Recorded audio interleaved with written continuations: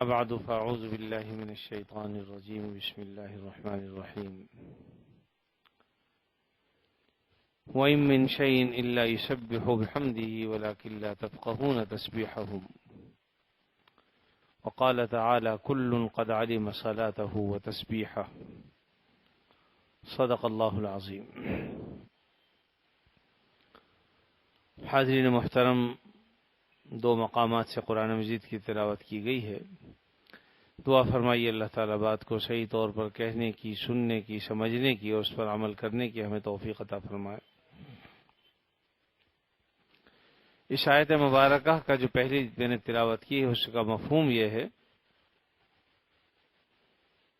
کہ دنیا کی، کائنات کی کوئی چیز ایسی نہیں ہے جو اللہ کی حمد و ثنا بیان نہ کرتی ہو، اس کی تعریف نہ کرتی ہو، اگرچہ وہ تسبیح یا وہ تعریف جو وہ کرتے ہیں تمہیں سمجھ میں نہ آئے۔ وَإِن مِّن شَيْءٍ إِلَّا يُسَبِّحُ بِحَمْدِهِ، دنیا میں کوئی چیز ایسی نہیں ہے کہ جو اللہ کی تسبیح بیان نہ کرتی ہو، اس کی حمد نہ کرتی ہو۔ وَلَكِن لَّا تَفْقَهُونَ تَسْبِيحَهُمْ، اگرچہ ان کی تسبیح تمہاری سمجھ میں نہ آئے۔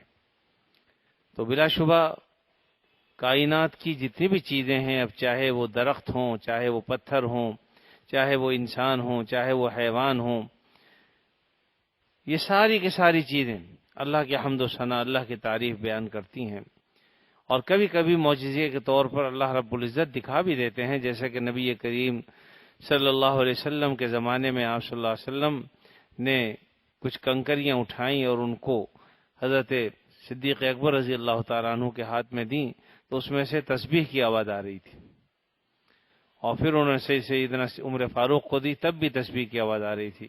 تو اس طرح سے اللہ تعالیٰ نے سنوا بھی دی کہ گویا یہ دیکھنے میں تو پتھر ہیں لیکن یہ بھی اللہ کی حمد و ثنا بیان کرتے ہیں، اللہ کی تعریف کرتے ہیں۔ اسی طریقے سے چرند پرند ظاہر میں تو اپنی بولیاں بول رہے ہوتے ہیں، چیونٹی جس کی بولی بھی سنائی نہیں دیتی ہمیں، لیکن وہ بھی بولتی ہے، بات کرتی ہے۔ حضرت سلیمان علیہ السلام کا وہ واقعہ یاد کیجیے جو رمضان المبارک میں نے بیان کیا تھا کہ سلیمان علیہ السلام اپنے تخت پر بیٹھ کر جب تشریف لے جا رہے تھے، وادی نمل میں آپ پہنچے تھے، تو اس وقت ایک چیونٹی نے یہ کہا تھا کہ اپنے اپنے بلوں میں داخل ہو جاؤ، کیونکہ حضرت سلیمان علیہ السلام کا لشکر آنے والا ہے یا آ رہا ہے، ایسا نہ ہو کہ وہ تمہیں اپنے پیروں تلے رون ڈالے اور تمہیں پتہ بھی نہ چلے۔ لا يحطمنکم سلیمان وجنودہ وہم لا یشعرون، انہیں پتہ بھی نہیں چلے گا، کیونکہ تم اتنی چھوٹی مخلوق ہو اللہ کی کہ تمہارا وجود نظر نہیں آتا دیکھنے والے کو، تو ہو سکتا ہے وہ پیروں تلے تم رون دی جاؤ اور تمہیں پتہ بھی نہ چلے۔ اس لیے فرمایا کہ ادخلوا مساکنکم، اپنے گھروں میں داخل ہو جاؤ۔ تو قرآن مجید نے خود اس چیونٹی کا اس کلام کو ذکر کیا ہے۔ اسی طرح اللہ نے حضرت سلیمان علیہ السلام کا فرمایا کہ علمنا منطق الطیر واوتینا من کل شیء، کہ ہم نے جانوروں کی بولیاں ان کو سکھا دی تھی، پرندوں کی بولیاں وہ سمجھتے تھے جو وہ آپس میں گفتگو کرتے تھے، اور وہی اسی رکوع میں یہ واقعہ بھی بیان کیا کہ ایک ہدہد جو ایک پرندہ ہے جو غائب ہو گیا، تو حضرت موسیٰ علیہ السلام نے جب اس کی تلاش کرائی تو اس کو موجود نہیں پایا، تو قرآن مجید میں اللہ نے اس کو بیان کیا فقال ما لی علی الہدہد، یعنی مجھے کیا ہو گیا کہ مجھے ہدہد نظر نہیں آتا، ام کان من الغائبین، کیا وہ غائب ہے؟ لأعذبنہ عذابا شدیدا او لأذبحنہ او لیاتینی بسلطان مبین، کہ اگر وہ آ گیا تو میں اسے سخت سزا دوں گا، یا تو وہ کوئی مضبوط قسم کی دلیل لائے غائب ہونے کی کہ کیوں غائب ہوا تھا۔ تو اللہ نے اس کو بیان کیا فمکث غیر بعید، تھوڑی دیر ٹھہری تھی، تھوڑی دیر گزری تھی کہ وہ آ گیا، اور اس نے کہا کہ وجئتک من نبأ بنبأ یقین، کہ میں ایک خبر لے کر آیا ہوں اور پھر اس کے بعد اس نے ملک سبا کے حالات بیان کیے، وہاں کے لوگوں کے حالات. تو یہ سب ایک پرندہ بیان کر رہا ہے. اور کس کو بیان کر رہا ہے؟ سلیمان علیہ الصلوۃ والسلام کو. تو گویا پرندے بولتے ہیں، بات چیت کرتے ہیں، ان کی بولیاں ہمیں سمجھ میں نہیں آتی، لیکن اللہ رب العزت نے چرند پرند ان تمام کو ایک خاص زبان دی ہے. اپنی زبان میں وہ اللہ کی حمد بھی کرتے ہیں، اللہ کی تعریف بھی کرتے ہیں، اللہ کی تسبیح بھی بیان کرتے ہیں. ان کی تسبیح اگرچہ ہماری سمجھ میں نہ آئے. اور جانوروں کی تو بات دور کی ہے. میں کئی مرتبہ یہ بات عرض کر چکا ہوں کہ ہمیں تو آپس میں ایک دوسرے کی بولیاں سمجھ میں نہیں آتی. کوئی اگر پشتو میں مجھ سے بات کرنا چاہے تو میں شاید تھوڑا بہت سمجھ لوں، لیکن جواب نہیں دے سکوں گا اس کو.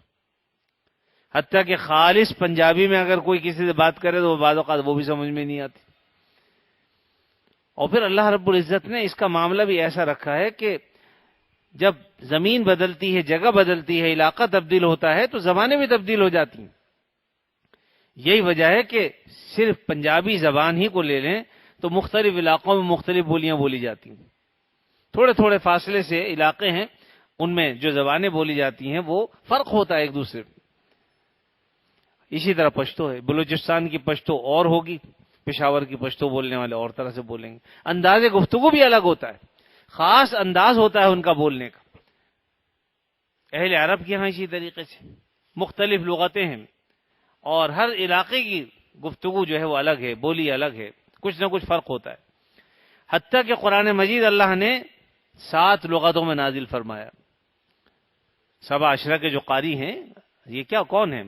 یعنی 7 لغتوں میں جنہوں نے قرآن مجید پڑھا. تو ہماری سمجھ میں تو یہ بات بھی نہیں آتی. ایک مرتبہ ملتان میں مجلس محفل قرأت کا انتظام تھا حکومت کی طرف سے، اور اس میں بڑے بڑے قرآ آئے ہوئے تھے. انہی میں سے ہمارے جامعہ خیر المدارس کے ایک استاد ہے قاری محمد اسحاق صاحب، اب بھی حیات ہیں وہ. اس وقت ان کی جوانی کا دور تھا، تو مختلف قرآ آئے، حجازی لہجے میں، عربی لہجے میں انہوں نے مختلف اپنی قراتیں سنائیں لہجے.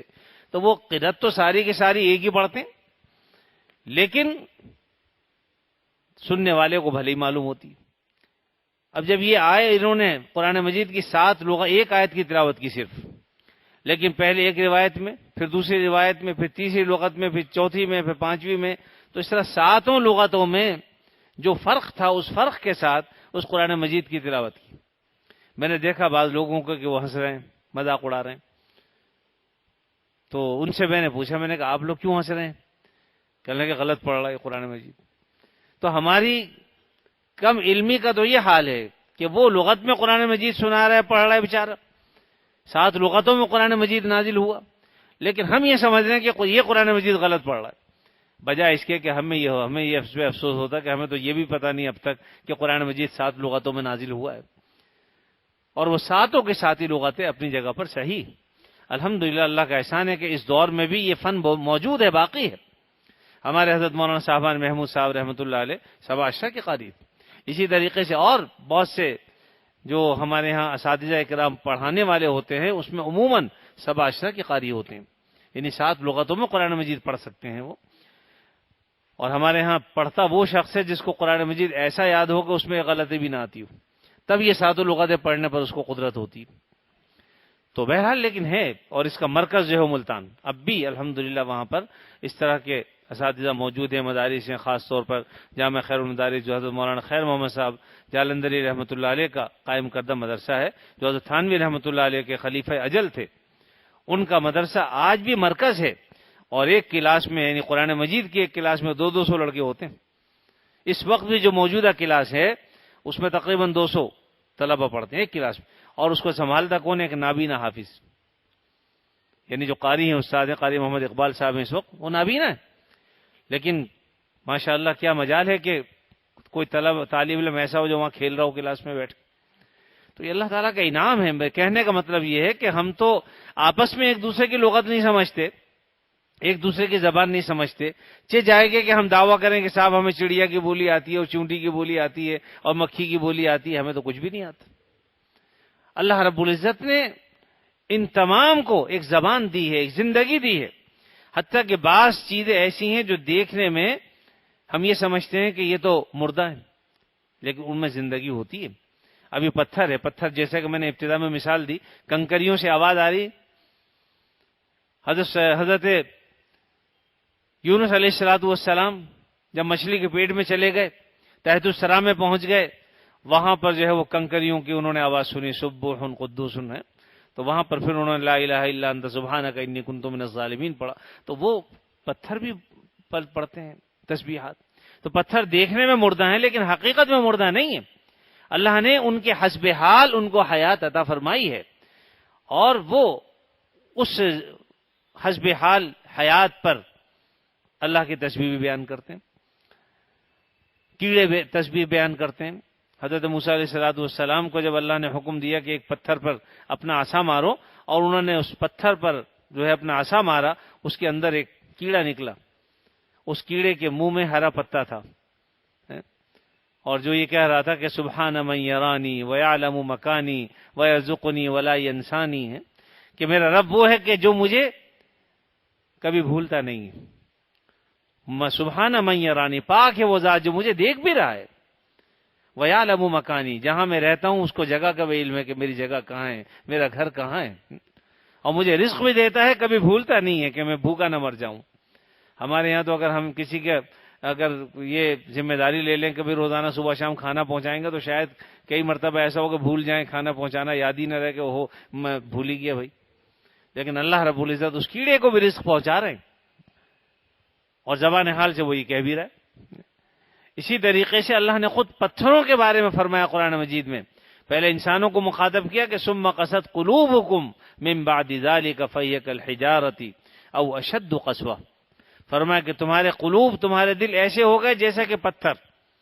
فہی کالحجارہ، حجر پتھر کو کہتے ہیں حجارہ، فرمایا فہی کالحجارہ. بلکہ فرمایا او اشد قسوہ، بلکہ پتھر سے بھی زیادہ سخت ہیں تمہارے دل. انسانوں کو مخاطب کر رہے ہیں اللہ تعالیٰ کہ تمہارے دل پتھر سے بھی زیادہ سخت ہیں. کیوں؟ فَإِنَّ مِنَ الْحِجَارَةِ لَمَا يَتَفَجَّرُ مِنْهُ الْأَنْهَارُ، اس لیے کہ بہت سے پتھر ایسے ہیں جن سے نہریں جاری ہو جاتی ہیں. ایک پتھر ہے اس سے نہریں جاری. حضرت موسیٰ علیہ السلام کو اللہ نے حکم دیا کہ ایک پتھر پر جو ہے وہ اپنا عصا مارو. انہوں نے مارا تو پانی کے 12 چشمے جاری ہو گئے اس سے. چونکہ 12 قبیلے تھے، ہر ایک قبیلے کے لیے ایک چشمہ الگ الگ اللہ نے متعین فرما دیا.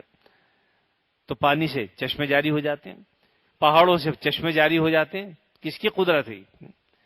وَإِنَّ مِنَ الْحِجَارَةِ لَمَا يَتَفَجَّرُ مِنْهُ الْأَنْهَارُ وَإِنَّ مِنْهَا لَمَا يَشَّقَّقُ فَيَخْرُجُ مِنْهُ الْمَاءُ.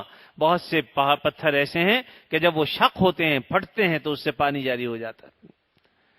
اور آگے فرمایا وَإِنَّ مِنْهَا لَمَا يَهْبِطُ مِنْ خَشْيَةِ اللَّهِ. اور بعض ایسے پتھر بھی ہیں جو پہاڑوں سے اوپر گرتے ہیں، اوپر سے نیچے گرتے ہیں تودوں کی شکل میں، تو وہ اللہ کے خوف سے گرتے ہیں. بات یہ ہے کہ جس کے دل میں خوف ہوگا تو کیا وہ زندہ نہیں ہوگا؟ بے زندگی خوف کی کیا مانے؟ ایک آدمی اگر مردہ ہے تو اسے خوف تو ہے ہی نہیں کسی سے پھر، لیکن جو زندہ ہے اسی میں خوف بھی ہوگا. تو یہ خود اس بات کی دلیل ہے کہ ان میں بھی ایک زندگی حیات ہوتی ہے. وہ حیات ہمیں چاہے معلوم ہو یا نہ ہو. بعض چیزوں کی حیات تو معلوم ہو جاتی ہے، جیسے درخت ہے، کونپلیں نکل رہی ہیں، درخت بڑھ رہے ہیں، تو اس سے ہم اندازہ لگا لیتے ہیں کہ وہ درخت ان میں زندگی ہے، نشو و نما پا رہے ہیں، یہ بڑھ رہے ہیں. لیکن بعض چیزیں ایسی ہوتی ہیں کہ ان کی نشو و نما کا ہمیں علم نہیں ہوتا، جیسے کہ پتھر، لیکن ان میں خاصیتیں اور تاثیریں ہیں. جیسے کہ حجر اسود ہے، یہ بھی جنت کا ایک پتھر ہے. اللہ تعالیٰ نے دنیا میں جب بھیجا تو روایات سے پتہ چلتا ہے کہ بالکل سفید پتھر تھا یہ، لیکن پھر لوگوں کے گناہوں کو جذب کر کے سیاہ ہو گیا تو حجر اسودی کہلانے لگا. تو بات یہ ہے کہ یہ ساری چیزیں کائنات میں جو اللہ نے پیدا کی ہیں یہ ایسے ہی نہیں ہیں. ایک جگہ اللہ نے فرمایا کہ آتا کل شیء خلقہ ثم ہدی، ہم نے ہر ایک چیز کو پیدا کیا اور پھر اس کے حسب حال ہدایات بھی دے دی. ہر چیز کو اس کے حسب حال ہدایات ہیں. آپ دیکھتے ہیں کہ ایک درخت جو ہے وہ نیچے سے نکل رہا ہے، اس کے اوپر ایک درخت ہے پہلے سے، تو وہ درخت جو ہے نکلتا ہے تو سیدھا نہیں نکلتا، پھر تھوڑا سا مڑ کے نکلے گا، ٹیڑھا ہو کے نکلتا ہے. کیونکہ بیچ میں جب رکاوٹ آ گئی، اس رکاوٹ کو پھاڑ کے اوپر نہیں جا رہا وہ، بلکہ اس کو تھوڑا سا اپنے آپ کو ٹیڑھا کر کے نکلتا ہے. یہ اللہ کی طرف سے تو ہدایت ہے. اگر اس کو ہدایت نہ ہوتی تو وہ از خود ایسا نہیں کر سکتا. تو اس لیے فرمایا کہ اللہ نے ہر چیز کو پیدا کیا آتا کل شیء خلقہ ثم ہدی، پھر ہدایت بھی عطا فرما دی کہ تم نے کیسے زندگی گزارنی. تو انسان تو کہیں بہت بڑھ کر ہے اس سے. اللہ رب العزت نے انسان کی ہدایت کے لیے تو انبیاء علیہ السلام کو بھیجا، ان پر کتابیں نازل فرمائیں تاکہ انسان ان کتابوں کی اور انبیاء علیہ السلام کی ہدایات کی روشنی میں اپنی زندگی اس دنیا میں گزار کر اللہ کی بارگاہ تک پہنچے. تو بہرحال یہ ساری باتیں اس لیے میں عرض کر رہا ہوں کہ یہ سب چیزیں. اور پھر ایک بات اور سمجھ لیجئے کہ ایک تو یہ کہ اللہ کا ذکر کرتے ہیں، تسبیح کرتے ہیں. پھر یہ کہ ایک اللہ نے فرمایا کہ کل قد علم صلاتہ و تسبیحہ. صرف اتنی ہی بات نہیں ہے کہ تسبیح کر رہے ہیں، حمد و ثنا کر رہے ہیں، بلکہ نماز بھی پڑھتے ہیں. درخت بھی نماز پڑھتا ہے، بھیڑ بکری بھی نماز پڑھتی، بیل اور گائے بھی نماز پڑھتی، شیر اور چیتا بھی نماز پڑھتا ہے، سانپ اور بچھو بھی نماز پڑھتے ہیں. تو اس کو قرآن نے کہا قد علم صلاتہ، اپنی نماز کو جانتے ہیں انہوں نے کیسے پڑھنی ہے نماز. وہ تسبیحہ، اور اپنی تسبیح کو بھی، ہر ایک کی تسبیح بھی الگ الگ. جیسے فرشتوں کی تسبیح الگ ہے. بعض فرشتے ایسے ہیں جن کی تسبیح ہے کہ سبحان من زین الرجال باللحى وسبحان من زین النساء بالزوائب. پاک ہے وہ ذات جس نے مردوں کو داڑھی سے زینت بخشی، اور پاک ہے وہ ذات جس نے عورتوں کو مینڈیوں سے، بالوں سے زینت بخشی. تو ایک فرشتے کی جماعت ایسی ہے جن کی تسبیح یہی. بعض فرشتے ایسے ہیں کہ ان کی تسبیح اس سے ہٹ کر وہ پڑھتے رہتے ہیں. تو جس کو جس کام پر لگا دیا ہے اللہ رب العزت نے، وہ ہر درخت پرند ہر چیز اپنا کام کر رہی. تو انسان تمہاری جو ذمہ داری ہے تم اسے پورا کیوں نہیں کرتے؟ تو بہرحال یہ اللہ رب کل قد علم صلاتہ، اپنی نماز کو جانتا ہے. نماز کی حیت میں البتہ فرق ہے. اب درخت کی نماز کیا ہے؟ اللہ تعالیٰ نے درخت کی نماز، اس کا قیام جو ہے یہی نماز. درخت قیام کی حالت میں ہے. اسی طریقے سے گائے بھینسیں بیلیں جو چار پائے کہلاتے ہیں، ان کی جو نماز ہے وہ رکوع ہے. یعنی ان کو رکوع میں اللہ نے رکھا ہوا ہے، گویا کہ رکوع کی کیفیت میں ہے، اور یہی ان کی نماز. اسی طرح وہ جانور یا وہ حشرات الارض، سانپ ہیں، بچھو ہیں، زمین کے کیڑے ہیں جو زمین پر رینگ کر چلتے ہیں، ان کو اللہ نے سجدے کی حیت عطا فرما دی ہے کہ وہ اپنے آپ کو سر سجدے میں رکھ کر چل رہے ہیں. تو یہ اللہ نے ان کو یہ حیت عطا فرمائی، ان کی نماز یہی سجدہ ہے. اور اسی طریقے سے سیارے، اللہ نے سیارے پیدا کیے جو گھومتے رہتے ہیں، مختلف جگہوں پر جاتے رہتے ہیں، کبھی ادھر کبھی ادھر. تو یہ جو حرکت دوران ہیں، ان کی سیاروں کی یہ حرکت، نماز یہ حرکت. ہم جو نماز پڑھتے ہیں 2 رکعت 4 رکعت، تو دیکھیے پہلی رکعت کے بعد جب دوسری رکعت پڑھتے ہیں تو وہی کچھ پڑھتے ہیں جو پہلی رکعت میں پڑھا، یعنی سورہ فاتحہ، اس کے بعد پھر سورت کا ملانا. تو یہ حرکت دوران. اب لازمی بات ہے کہ حرکت اگر نماز میں جو ہے یہ اس طرح 2 رکعتیں نہ ہوتی تو ایسی صورت میں حرکت دوران جو سیاروں کی نماز ہے وہ نہ پائی جاتی. تو بہرحال اس اعتبار سے یوں دیکھیے کہ اللہ رب العزت نے کائنات کی تمام چیزوں کو اس پر لگا دیا کہ وہ اللہ کے حمد و ثنا بھی بیان کرتے ہیں، وہ نماز بھی پڑھتے ہیں، اپنے تسبیح کو بھی خوب جانتے ہیں. اسی طریقے سے اللہ تعالیٰ نے انسان کو نماز کی البتہ ایسی جو ہے وہ ایسی حیت اور ایسی کیفیت عطا فرما دی ہے کہ جس میں درختوں کا سا قیام ہے، جانوروں کا سا جو ہے وہ رکوع ہے، یعنی جس حالت میں جانور رکھے ہیں چوپائے، اور حشرات الارض جو اس حالت کا سجدہ ہے. اور اسی طریقے سے پہاڑوں جیسا تشہد ہے. پہاڑوں کو اگر آپ دیکھیں تو ایسا محسوس ہوگا جیسے تحیات میں بیٹھے ہوئے ہیں. بڑے بڑے پہاڑوں کو دیکھیے، اللہ نے انہیں اس کیفیت میں، ان کی نماز یہ تشہد. تو آپ کائنات کی تمام چیزوں میں اگر غور کریں، ہر چیز اللہ تعالیٰ کی حمد و ثنا کے ساتھ ساتھ اس کی نماز بھی ادا کرتی ہے. ہماری نماز میں یہ تمام چیزیں اللہ نے ہمیں مجموعہ بنا دیا. انسان چونکہ تمام چیزوں کا مجموعہ ہے، اللہ تعالیٰ نے انسان کو اس کی عبادت ایسی بنائی کہ جس میں قیام بھی ہے، جس میں رکوع بھی ہے، جس میں قعود بھی ہے، جس میں سجدہ بھی ہے، جس میں حرکت دوران بھی ہے، یہ اور جس میں تشہد یعنی پہاڑوں جیسا جو تشہد بھی ہے، قعود بھی ہے. تو یوں اس طرح سے انسان جامع. اور یہ بھی سمجھیے کہ اللہ نے جو نماز رکھی ہے، ہمیں عطا فرمائی ہے، یہ بذات عبادت. یعنی اگر میں کہوں کہ ذات کے اعتبار سے عبادت اگر کہلانے کے لائق ہے تو وہ صرف نماز. باقی جتنی بھی چیزیں ہیں عبادت تو ہیں لیکن ذات کے اعتبار سے نہیں. اللہ کا حکم ہے چونکہ ان حکموں کو ہم بجا لاتے ہیں، اس اعتبار سے وہ عبادت ہے۔ ہمیں زکوٰۃ دینے کا حکم دیا، ہم زکوٰۃ دیتے ہیں، تو اس اعتبار سے وہ عبادت ہے کہ اللہ کا حکم ہم ادا کر رہے ہیں، ورنہ اس میں عبادت کی جو شان ہے، عبادت کا مطلب ہوتا ہے کوئی کام اس طرح سے کرنا کہ جو ذلتوں کی انتہا کو انسان اس میں پہنچ جائے۔ آپ اگر نماز میں غور کریں تو کھڑے ہونا ہاتھ باندھ کر یہ خود ایک ذلت ہے، اس کے بعد کسی کے آگے رکوع میں چلے جانا، جھک جانا، یہ بھی ایک ذلت ہے، اس کے بعد سجدے میں چلے جانا، اس سے بڑی ذلت ہے، اپنی ناک کو زمین پر لگا دینا یہ اور ذلت ہے، پیشانی جیسے مقام کو زمین پر رگڑنا یہ بھی ذلت ہے۔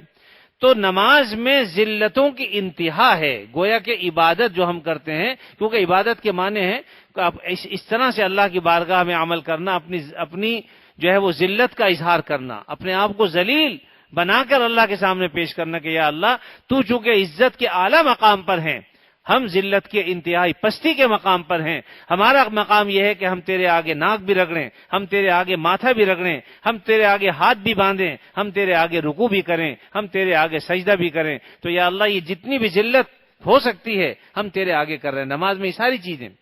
تو ذات کے اعتبار سے نماز جو ہے یہ فقط عبادت، ذات کے اعتبار سے۔ باقی جہاں تک دوسری عبادتیں ہیں وہ اس لیے عبادت ہیں کہ اللہ کا حکم ہے۔ روزہ رکھ رہے ہیں تو روزے میں ذلت کہاں سے آ گئی بھائی؟ روزے میں یہ کہ کھانے پینے سے، نفسانی خواہشات سے انسان رک رہا ہے، تو یہ صفات تو اللہ تعالیٰ کی ہیں۔ اللہ تعالیٰ نہ کھاتا ہے، نہ پیتا ہے، نہ اس کی خواہش نفسانی ہے، کچھ نہیں ہے، تو یہ ذلت نہیں کہلائے گی۔ لیکن اللہ کا حکم ہے، ہم وہ صفات اپنے اندر پیدا کرتے ہیں، اس لیے وہ عبادت کہلاتا ہے، ورنہ ذات کے اعتبار سے وہ روزہ عبادت نہیں ہے۔ اس لیے کہ اس میں ذلت کہاں سے آ گئی؟ آدمی کوئی نہیں کھاتا، نہیں پیتا، یا اپنی بیوی کے قریب نہیں جاتا جو روزے میں، تو اس میں ذلت کیا ہوئی؟ کوئی ذلت کی بات نہیں، تو اللہ کی صفات ہے۔ اسی طریقے سے اگر زکوٰۃ ہم دیتے ہیں تو اس میں تو عطا ہے، اپنا ہاتھ جو ہے ہم اونچا رکھا ہوا ہے ہم نے، اللہ کی شان ہے یہ، اللہ تعالیٰ عطا فرماتے ہیں، دیتے ہیں، تو یہ عبادت اس لیے کہ اللہ کا حکم ہے، لیکن خود ذات کے اعتبار سے اس میں ذلت تو کوئی نہیں۔ اگر کسی فقیر کو ہم 200 روپے دے رہے ہیں یا 2 لاکھ روپے دے رہے ہیں تو اس میں ذلت کہاں سے آ گئی؟ عزت کی بات ہمارے لیے تو یہ اللہ کی شان ہے۔ اس لیے باقی جتنی بھی عبادات ہیں اس میں تقریباً سارے یہ معاملات، لیکن نماز ذاتی اعتبار سے یہ ایسی عبادت ہے کہ جس کو ہم کہہ سکتے ہیں کہ نماز جو ہے وہ ذات کے اعتبار سے عبادت، اور باقی جو ہے وہ اللہ کے احکامات کی وجہ سے اور حکم کی وجہ سے اور صفات کی وجہ سے عبادت۔ تو بہرحال یہ نماز اس کا اللہ نے ہمیں حکم دیا ہے، یہ نہ صرف یہ کہ ہمیں حکم دیا ہے بلکہ ہر ایک جو ہے وہ جانور ہیں جو بھی ہیں وہ بھی نماز ادا کرتے ہیں، اور حکم یہ دیا ہے کہ اقیم الصلاۃ، نماز کو قائم کرو۔ یہ نہیں کہا کہ نماز کو پڑھو، کیونکہ پڑھنا اور چیز ہے، قائم کرنا اور چیز ہے۔ قائم کرنے کا مطلب یہ ہے کہ رکوع اور سجود اہتمام سے کیا جائے، قیام صحیح طریقے پر ہو، سجدہ صحیح طریقے پر ہو، مابین السجدتین، دونوں سجدوں کے درمیان اہتمام کے ساتھ ہم بیٹھیں۔ ان تمام فرائض، واجبات، سنن، مستحبات کی ادائیگی صحیح طریقے پہ ہم کریں گے تو سمجھا جائے گا کہ صحیح طریقے پر نماز پڑھ رہا ہے۔ تو بہرحال اس میں جو ہمارے لیے یہ تمام باتیں ہیں وہ یہ ہے کہ اصل تو یہ ہے کہ بھئی جب جانور بھی عبادت کر رہے ہیں، جب درخت بھی عبادت کرتے ہیں، اللہ کی تسبیح کر رہے ہیں، تو ہم کسی سے پیچھے کیوں رہیں؟ اللہ نے ہمیں تو یہ حکم دیا ہے، یا ایھا الذین آمنوا اذکروا اللہ ذکرا کثیرا، اے ایمان والو اللہ کا ذکر کثرت سے کرو، کثرت سے اللہ کا ذکر کرو، وسبحوہ بکرۃ واصیلا، اللہ کا نام، اللہ کی تسبیح صبح و شام کرو۔ اب صبح و شام کا مطلب ہی نہیں کہ صبح کر لی پھر سارا دن غائب رہے پھر شام کو کر لی، یہ مقصد نہیں۔ صبح و شام کہہ کر مقصد پورا وقت اس کو گھیر لو۔ اور ایک بات اور سمجھ لیجئے کہ ایک ذکر تو یہ ہے جو ہم کرتے ہیں، اللہ اللہ، سبحان اللہ، الحمدللہ، اللہ اکبر، لا الہ الا اللہ، یہ بھی ذکر ہے۔ اور ایک ذکر یہ ہے، یعنی یہ بھی ذکر ہی کہلاتا ہے کہ ہم اللہ کے حکموں کے خلاف زندگی نہ گزاریں، ہمیں ہر موقع پر یہ یاد ہو کہ اللہ کا حکم کیا ہے۔ شادی کر رہے ہیں تو اللہ کا حکم کیا ہے، کس طریقے سے کرنی چاہیے، عقیقہ کر رہے ہیں تو کس طریقے سے کرنا چاہیے، اگر کوئی مر گیا ہے تو مرتے وقت تدفین کیسے کرنا چاہیے، تکفین کیسے کرنا چاہیے، نماز جنازہ کا کیا معاملہ ہونا چاہیے، یہ سارے احکامات ہمارے پیش نظر رہیں تو سمجھ لیجیے یہ بھی اللہ کی یاد ہے، اللہ کا ذکر ہے، کیونکہ ہم اللہ کو یاد رکھ رہے ہیں اسی لیے تو بات یاد آ گئی۔ ایک آدمی مر جاتا ہے، مرتے ہی فوراً انا للہ و انا الیہ راجعون یہ حکم آتا ہے کہ بھئی یہ پڑھو، یعنی انا للہ و انا الیہ راجعون کہو۔ اور روایتوں میں آتا ہے کہ یا ایھا الذین آمنوا استعینوا بالصبر والصلاۃ، تم نماز کے ذریعے اور صبر کے ذریعے سے اللہ سے مدد مانگو. تو نماز 2 رکعت نماز پڑھ لو کہ یا اللہ یہ مصیبت سر پہ آئی ہے، اپنے فضل سے آسان فرما دو. اللہ کے ہر معاملے پر راضی رہنا یہ بندگی ہے، اور اسی کے ذریعے انسان کے مقامات بلند ہوتے ہیں. ایک بوڑھی عورت جس نے آپ صلی اللہ علیہ وسلم کے سامنے اپنے بیٹے کے رونے پر بیان کیا، روئی، چیخی چلائی، تو آپ نے فرمایا کہ اماں صبر کرو. تو اسے یہ پتہ نہیں تھا کہ آپ صلی اللہ علیہ وسلم ہیں، یعنی آپ نے کسی عورت کو دیکھا کہ رو رہی ہے، اس کا بیٹا مر گیا، تو آپ نے اس کو تسلی کے لیے کہا کہ بھی تم صبر سے کام لو. تو اس نے کہا کہ اگر تیرا بیٹا مر جائے پھر دیکھوں تجھے کیسے صبر آئے. تو آپ نے فرمایا کہ بھئی بات یہ ہے 2-4 دن تو بعد صبر تو آ ہی جاتا ہے، بہتر یہ ہے کہ ہم پہلے دن سے صبر کریں، اس لیے کہ جو مر گیا اس کو ہم زندہ نہیں کر سکتے. کوئی رو کر، چیخ کر، الٹا لٹک کر کوئی ہے تو بتائے، پیدا کر سکتا ہو تو کر لے دوبارہ سے. جب نہیں کر سکتے تو اللہ کی رضا میں راضی رہیں کہ اللہ کو ایسا ہی منظور تھا. پہلے سے ذہن سازی ہو، پہلے سے ہمارے ذہنوں میں یہ بات ہو تو اس کا دکھ پھر کم ہوگا. دکھ تو ہوتا ہے یقیناً، کسی کا بیٹا مر جائے تو میں نہیں کہتا کہ اس کو تکلیف نہیں ہوتی، اس کو رونا نہیں آتا. شریعت نے رونے سے منع بھی نہیں کیا، بے صبری سے منع کیا ہے کہ زبان سے کلمات ایسے ادا کر رہا ہے آدمی جو بندگی کے خلاف ہیں، صبر کے خلاف. لیکن ایسے موقع میں ہمیں یہ کہا کہ 2 رکعت نماز پڑھو، انا للہ و انا الیہ راجعون کہو. یہ 2 چیزیں ایسی ہیں کہ جس سے تمہیں غم سہنے میں مدد ملے گی. بہت ساری چیزیں ہمارے ہاں ایسا ہے کہ چونکہ معلوم نہیں ہوتی چیزیں، اس لیے بعض اوقات بڑی پریشانی عین وقت پر ہوتی ہے. اگر پہلے سے یہ ساری چیزیں ہوں. ابھی ایک صاحب کا فون آیا دور سے بہت، یعنی باہر ملک سے، تو وہ اپنی والدہ کی بیماری کا ذکر کر رہے تھے. میں نے ان کی تسلی کے ساتھ ساتھ میں نے کہا ایک بات سمجھ لو کہ ہم یہ دنیا میں رہ رہے ہیں، یہاں پر غم بھی ہیں، خوشیاں بھی ہیں، راحتیں بھی ہیں، تکلیف بھی ہیں. یہ وہ مقام ہے کہ جہاں دونوں چیزیں ساتھ ساتھ ہیں، کبھی خوش ہے کبھی تکلیف ہے، ابھی ٹھیک تھا ابھی بیمار ہے. تو دنیا کے اندر یہ چیزیں ساتھ ساتھ چلتی ہیں. جہاں غم ہی غم ہوگا وہ جگہ تو جہنم، اللہ اس سے بچائے. اور جہاں خوشیاں ہی خوشیاں ہیں، کبھی غم نہیں ہوگا وہ جگہ جنت، اللہ عطا فرما دے ہمیں. لیکن دنیا میں رہ کر یہاں غم بھی آئیں گے، یہاں خوشیاں بھی آئیں گی. کون شخص ایسا ہے جس کو کوئی تکلیف نہ ہو، کسی پریشانی نہ ہو، اسے فکر نہ ہو؟ ایک آدمی کوئی نہیں دکھا سکتا مجھے، چاہے وہ غریب ہو چاہے وہ امیر ہو، جس کو فکر نہ ہو، پریشان نہ ہو وہ. البتہ پریشانیاں الگ ہیں. کسی کو یہ فکر ہے کہ پیسہ بہت زیادہ رکھوں گا کوئی چھاپا نہ مار لے، یہ بھی ایک فکر پریشانی. ٹیکس سے بھی بچانا ہے اپنے آپ کو، تو یہ بھی ایک فکر ہے، پریشان اس معاملے. کسی کو یہ فکر ہے کہ روٹی کیسے کھاؤں گا شام کو، کھانا نہیں. کسی کو یہ فکر ہے کہ اولاد ہے لیکن نافرمان ہے، ایسی اولاد اللہ کسی کو نہ دے، الیاذ باللہ. تو وہ اس لیے پریشانی کہ اس کی اولاد نافرمان. کوئی بیچارہ اس لیے پریشانی کہ اس کی اولاد ہی نہیں ہے، تو وہ دعائیں کراتا پھرتا ہے کہ صاحب دعا کرو اللہ اولاد دے دے. لیکن کوئی شخص ایسا آپ نہیں دکھا سکتے دنیا میں جو یہ کہے کہ صاحب مجھے کوئی فکر نہیں. اس دنیا کا اللہ نے جو اس کی ساخت رکھی ہے وہ ایسا ممکن نہیں ہے کہ کوئی آدمی جو ہے بالکل غم سے بے فکر ہو. کسی نے کہا کہ دری دنیا کسے بے غم نہ باشد، دری دنیا کسے بے غم نہ باشد، اگر باشد بنی آدم نہ باشد. کہ اس دنیا کے اندر کوئی ایک شخص ایسا نہیں ہے جو بے غم ہو، اور اگر کوئی ہوگا تو وہ بنی آدم نہیں ہو سکتا. یعنی آدم کی اولاد ہو اور اسے غم نہ ہو، کوئی نہ کوئی غم اس کے ساتھ لگا ہوا ہے. البتہ غم کی نوعیت اور کیفیات الگ الگ ہوتی ہیں، کسی کو کچھ ہے کسی کو کچھ ہے. ایک چھوٹا سا بچہ ہے تو اسے بھی غم ہے، لیکن اس کے غم اور طرح کے ہوں گے. کسی نے اس سے کچھ نہیں، سرکنڈا ہی کھینچ لیا، کنچے کھیل رہا ہے گولی لے لی، اب روتا پھرتا کہ نہیں پھرتا، اس کو غم ہوتا ہے کہ مجھ سے گولی لے لی اس نے، یا میں ہار گیا یہ جیت گیا. تو چھوٹی چھوٹی سی باتوں میں بچے لڑتے ہیں، انہیں بھی غم تو ہوتا ہے نا. البتہ ان کی غم کی نوعیت الگ ہوتی ہے. یہی بچے جب بڑے ہوں گے تو پھر اپنے آپ پر ہنستے ہیں کہ یار چھوٹی چھوٹی چیزوں پہ دیکھو ہم لڑا کرتے تھے وہ کچھ بھی نہیں تھی، آج اس سے بڑے بڑے نقصان ہو جاتے ہیں تو فکر نہیں ہوتی، پرواہ نہیں ہوتی.